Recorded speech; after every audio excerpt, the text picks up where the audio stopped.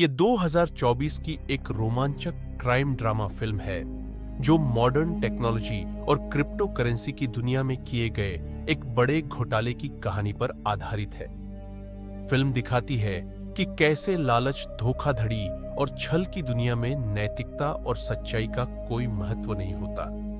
इस कहानी की शुरुआत में हमें एक लड़का दिखाया जाता है जिसका मानना था कि आजकल की दुनिया में काम करके पैसा कमाना बड़ा मुश्किल है। उसके बजाय पूरे सिस्टम को तोड़ मरोड़ के देखना चाहिए, और हकीकत में ऐसा ही एक गैर कानूनी काम करके इस लड़के ने हाल ही में एक $100 मिलियन कमाए थे। तो चलिए दोस्तों, ये जानने की कोशिश करते हैं कि इस लड़के ने ये एक $100 मिलियन कैसे कमाए थे, बल्कि यह खुद बैठकर हमें पूरी कहानी बताएगा। असल में रे टिफनी नाम के इस लड़के को बचपन से ही एक क्रिमिनल बनने का शौक था, और बड़े होते होते पैसों में भी इसकी काफी रुचि बढ़ने लगी, और जवान होते ही उसे ड्रग्स की आदत लग गई थी। इसने अपनी जिंदगी में बहुत से धोखाधड़ी वाले काम भी किए थे, और इसलिए एक दिन रे को जेल हो गई थी, पर वह आसानी से छूट गया था क्योंकि उसके पास क्रिमिनल्स के बहुत से राज थे जो उसने पुलिस को बताए, और पुलिस ने उसे छोड़ दिया। अब यह रे जो है वह एक बिजनेस करना चाहता है। तभी वह अपने बचपन के दोस्त सोरबी से मिलता है जो रे को कार का बिजनेस करने का आइडिया देता है, लेकिन रे के पास उतने पैसे नहीं थे, इसलिए वह अपने दादाजी से पैसे लेता है। फिर सोरबी और रे महंगी महंगी कार रेंट पर देने के काम शुरू कर देते हैं, और उन्हें अच्छा खासा प्रॉफिट भी हो रहा था।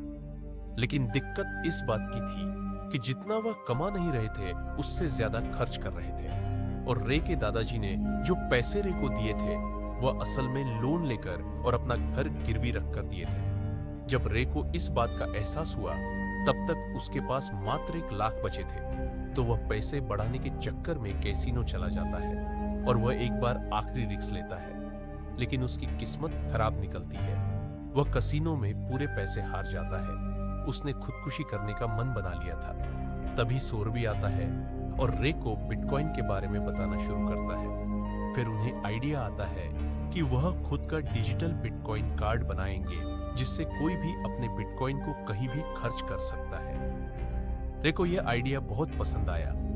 फिर रे ने बिटकॉइन करेंसी की लेन देन वाली एक सेंट्रा नाम की कंपनी बनाई, जहां रे के दोस्त सोरबी ने अपनी और रे की नकली डिग्रियां अपने प्रोफाइल में लगाई।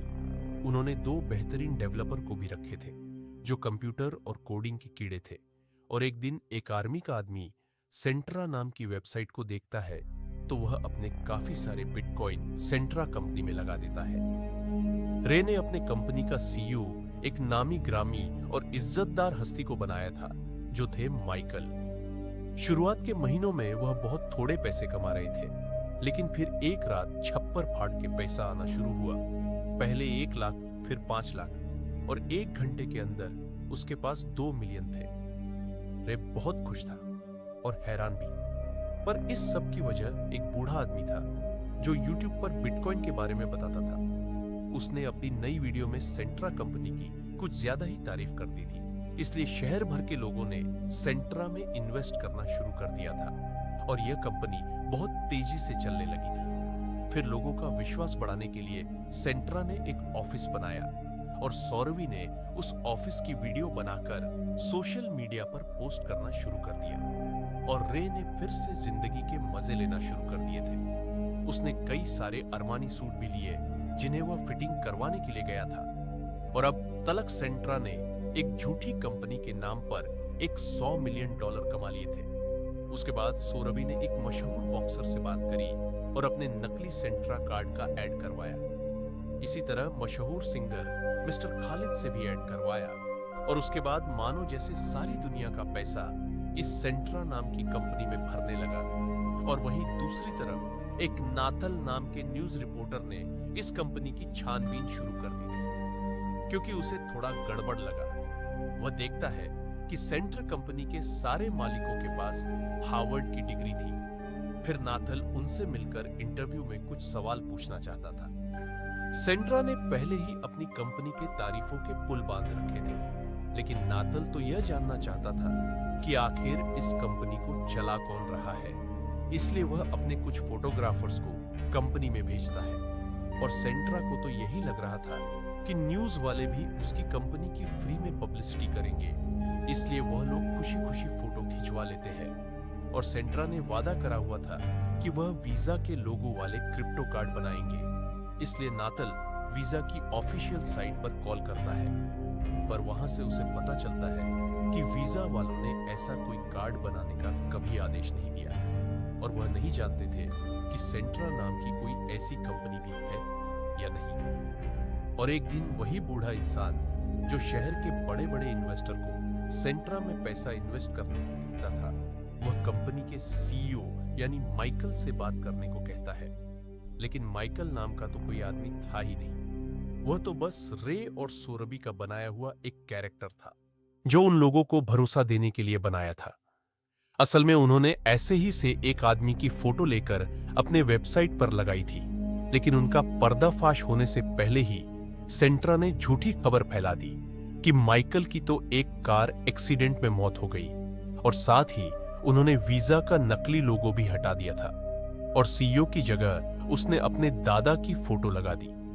फिर ये सब चीजें उस मिलिट्री के आदमी ने भी देखी जिसने सेंट्रा में अपने पैसे इन्वेस्ट किए थे।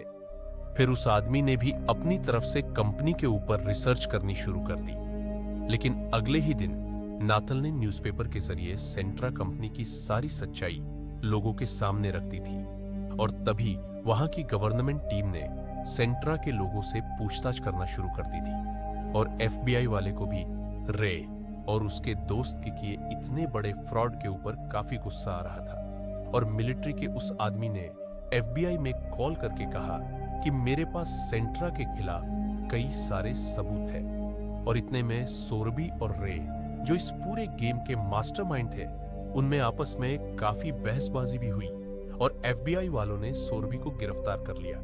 फिर उसके बाद रे को भी उम्र कैद की सजा हुई। और दोस्तों, यह कहानी यहीं पूरी हो जाती है।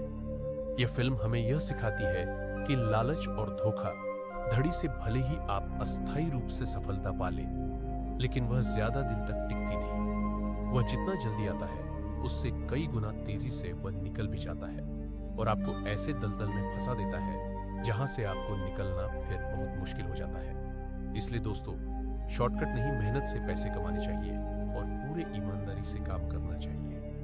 यह था इस मूवी का एक्सप्लेनेशन। अगर आपको हमारा मूवी एक्सप्लेनेशन अच्छा लगा हो तो लाइक करें, कमेंट करें और नए हो तो सब्सक्राइब करें। फिर मिलते हैं एक नई मूवी के साथ।